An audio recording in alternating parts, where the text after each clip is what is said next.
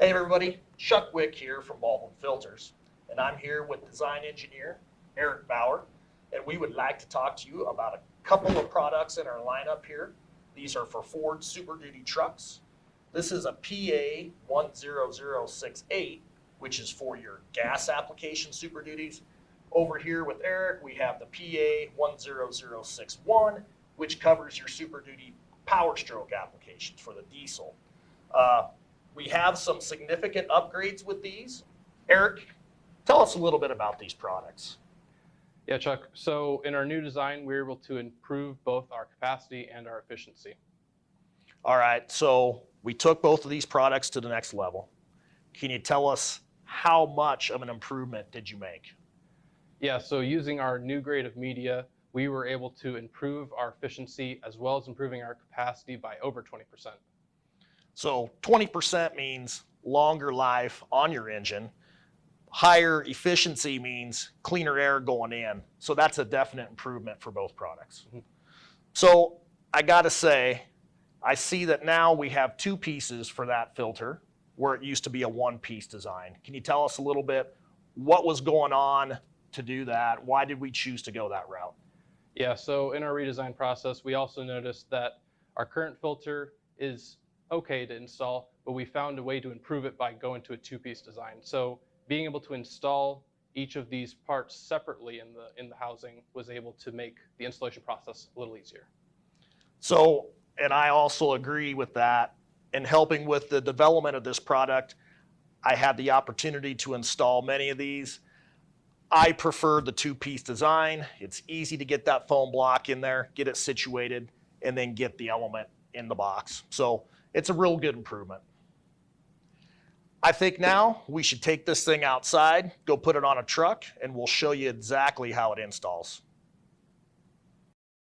So here we are at our 2018 Ford F-250 Super Duty with the 6.7 liter Power Stroke diesel.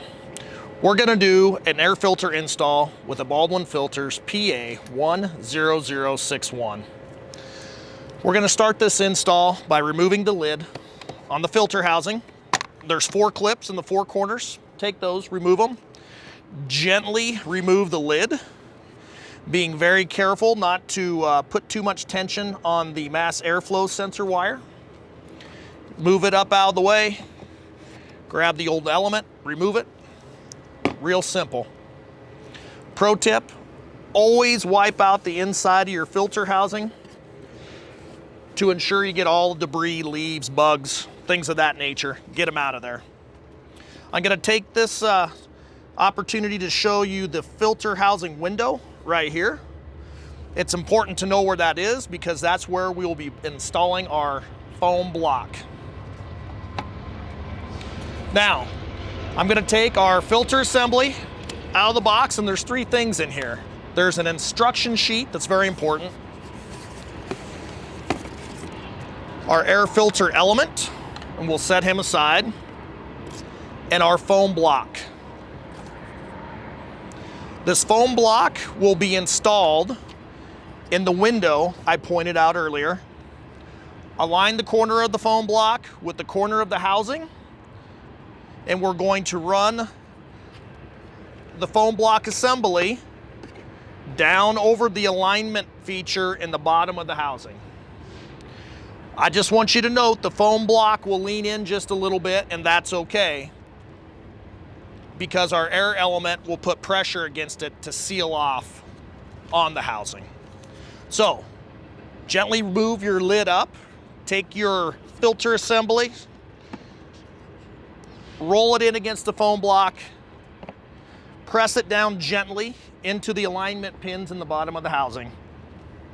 Next, we want to line up the lid center feature here with the center feature of the air element. If you do a good job of aligning these, they'll drop right together. It goes together perfectly. If you have problems, take your time and make sure you have proper alignment on both the top and bottom features. They'll go together. Last but not least, we want to take our 4 clips on the air lid. I always clip the back 2 first. They're a little tough to get to. clip the front to. And that's all there is. That was a filter install of a PA10061.